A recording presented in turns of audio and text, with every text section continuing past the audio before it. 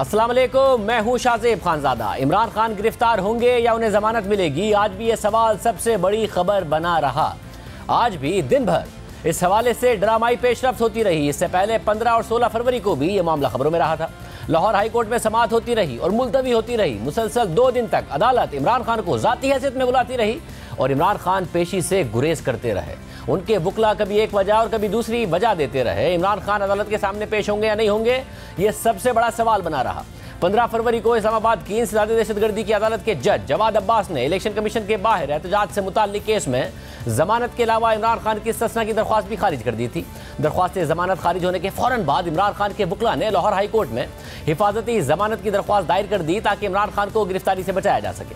फिर उसी दिन शाम 6 बजे के करीब जस्टिस तारिक सलीम शेख ने दरख्वास्त पर फौरी समाअत की और हुक्म दिया कि इमरान खान को रात 8 बजे पेश किया जाए। फिर रात 8 बजे से पहले दूसरी समाअत हुई।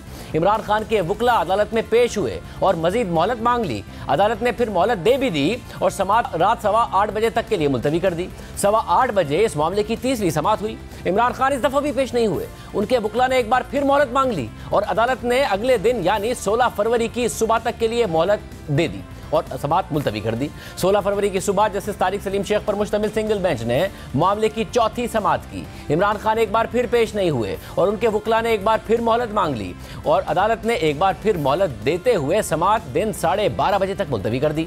12:30 बजे 5वीं बार समाअत हुई। इमरान खान इस बार भी पेश नहीं हुए। वकला ने एक बार फिर मजीद वक्त देने की इस्तदा कर दी। अदालत ने एक बार फिर इस्तदा मंजूर कर ली और समाअत दिन 2 बजे तक मुलतवी कर दी और दिन 2 बजे इस केस की छठी समाअत हुई। इमरान खान इस मरतबा भी पेश नहीं हुए और उनके वकला ने अदालत को बताया कि वो हिफाजती जमानत की दरख्वास्त वापस लेना चाहते हैं। इस दौरान हल्फनामे और वकालतनामे पर इमरान खान के मुख्तलिफ दस्तखत होने पर जस्टिस तारिक सलीम शेख ने नोटिस ले लिया।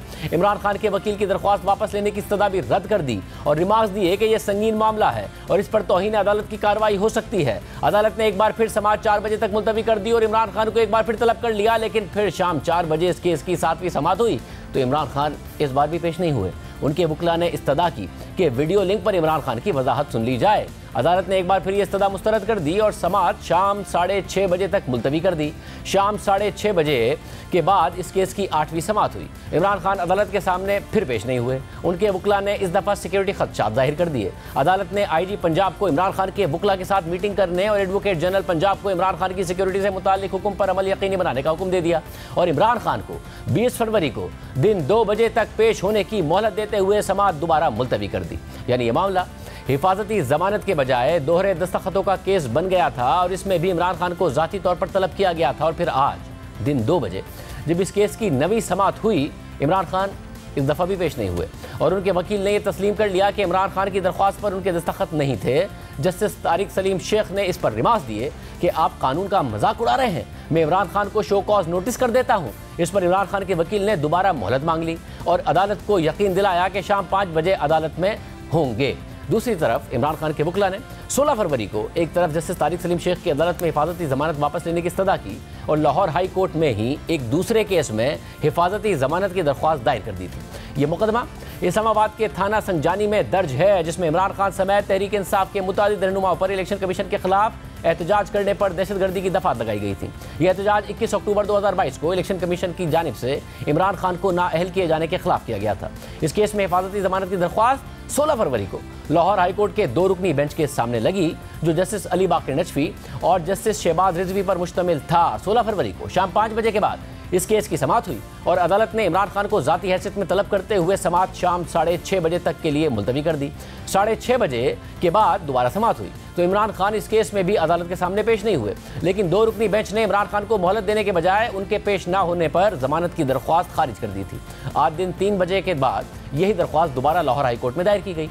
एक बार फिर यह दरख्वास्त जस्टिस अली बाकर नजफी और जस्टिस शहबाज रिजवी के बेंच के सामने मुकर्रर हुई और फिर सूरत हाल ये बनी कि जस्टिस तारिक सलीम शेख पर मुश्तमिल सिंगल बेंच और जस्टिस बाकर नजफी और जस्टिस शहबाज रिजवी पर मुश्तमिल 2 रुकनी बेंच अपनी अपनी अदालतों में आज इमरान खान का इंतजार करता रहा। इमरान खान अदालत की जानिब से दिया गया वक्त गुजरने के बाद लाहौर हाई कोर्ट पहुंचे और वो भी इस तरह कि उनके साथ हज़ारों कारकुन थे।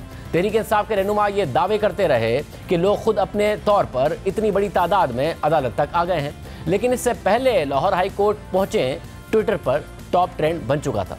यानी टॉप ट्रेंड था कि लाहौर हाई कोर्ट पहुंचे और तहरीक इंसाफ के ऑफिशियल अकाउंट से भी इस ट्रेंड को इस्तेमाल किया गया। और 6:22 पर जब जज साहिबान इमरान खान का इंतजार कर रहे थे तो इस ट्रेंड को इस्तेमाल करके पीटीआई के ऑफिशियल अकाउंट से ट्वीट में लिखा गया कि माफिया तुम सोच लो, इमरान खान अवाम की रेड लाइन है। फिर इसी रश का बहाना बनाकर इमरान खान इहाता अदालत में मौजूद रहे मगर कमरा अदालत में पेश नहीं हुए। जज साहिबान बार बार मोहलत देते रहे और इमरान खान हाई कोर्ट में मौजूद होने के बावजूद पेश नहीं हुए। उनके वकला बार बार ये इस्तदा करते रहे कि इमरान खान की गाड़ी में ही उनकी हाजिरी लगा ली जाए मगर फिर जस्टिस अली बाकर नजफी ने हुक्म दिया तो इमरान खान गाड़ी से उतरकर पैदल चलकर 2 रुकनी बेंच के सामने पेश हुए जहां 3 मार्च तक उनकी हिफाजती जमानत मंजूर कर ली गई। इसके बाद इमरान खान दोहरे दस्तखतों के केस में जस्टिस तारिक सलीम शेख की अदालत में पेश हुए। ये इस अदालत की 10वीं समाअत थी जिसमें इमरान खान ने अदालत से मुआजरत करते हुए कहा कि दरख्वास्त मेरे दस्तखत और मेरी मंजूरी के बगैर दायर की गई जिस पर माजरत चाहता हूँ। इस पर अदालत ने इमरान खान की दरख्वास्त से जमानत वापस लेने की बुनियाद पर निपटा दी। इसके अलावा सियासी मंजरनामे पर भी आज बड़ी पेशरफ्त हुई है। पंजाब और खैबर पख्तूनख्वा में इंतखाबात की तारीख देने के मामले में आज एक नया मोड़ आ गया है। सदर मुमलिकत ने दोनों सूबों में इलेक्शन के लिए 9 अप्रैल की तारीख मुकर्रर कर दी है।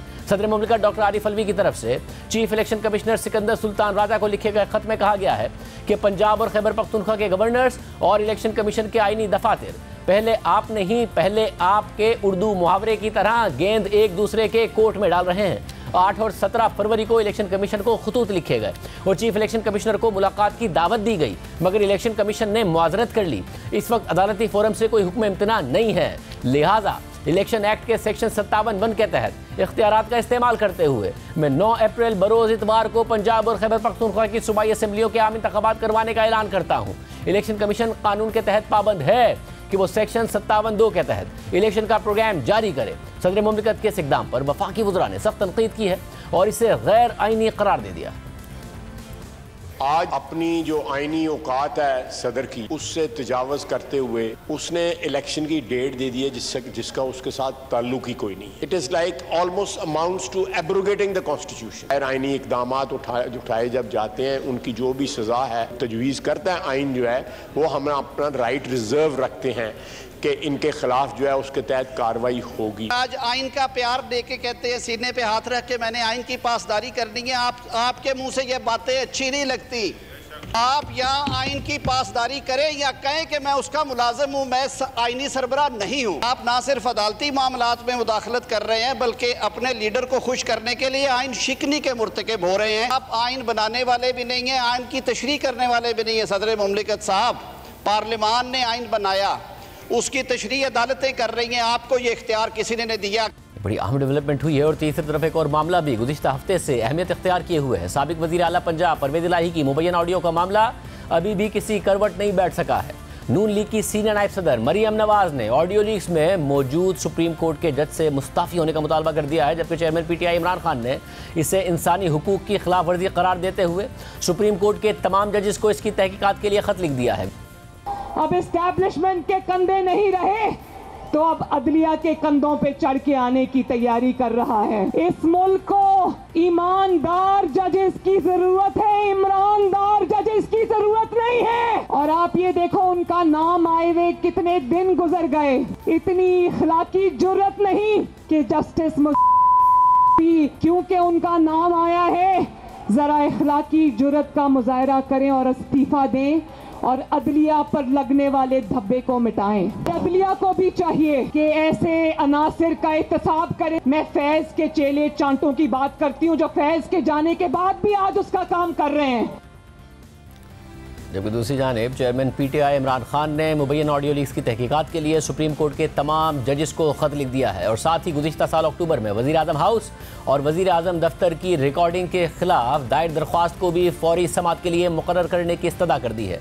सुप्रीम कोर्ट जजेस को लिखे गए खत में इमरान खान का कहना है कि गुज़िश्ता कई माह से मशकूक और गैर मुसद्दिका ऑडियोज़ और वीडियोज़ आने का सिलसिला जारी है और ऐसा लगता है कि ये डीप फेक, जाली, एडिटेड, काटी गई और दोबारा जोड़ी गई हैं। इससे सवाल उठता है कि इस कानून के तहत पाकिस्तान की आवाम की इस तरह सर्विलियंस और रिकॉर्डिंग हो रही है। ये कौन कर रहा है, इसकी हुदूद और क़ुयूद क्या हैं, इस पर क्या चेक्स एंड बैलेंसेस हैं, क्या किसी की गुफ्तगू किसी की मर्जी के बगैर गैर कानूनी तौर पर रिकॉर्ड करके उसके साथ जालसाजी करके रिलीज की जा सकती है। गुज़िश्ता कुछ माह से इस तरह की खिलाफ वर्जियों को रोकने के लिए क्या किया गया है? क्या हमारे वो हसास तरीन ऐवान जहां अहम तरीन मामलात पर फैसला साजी होती है वो महफूज हैं? अगर आइन के तहत फराहम करदा हुकूक अहम हैं तो अवाम इन सवालात के जवाबात के हकदार हैं। इस्तदा है कि गैर मुसद्दिका और गैर मिजाज ऑडियो लीक्स पर मेरी दरख्वास्त समाअत के लिए मुकर्रर की जाए। इस सब के अलावा लाहौर हाई कोर्ट ने तहरीक इंसाफ के 17 अरकान कौमी असम्बली को री नोटिफाई करने के इलेक्शन कमीशन के नोटिफिकेशन मुअत्तल कर दिए हैं।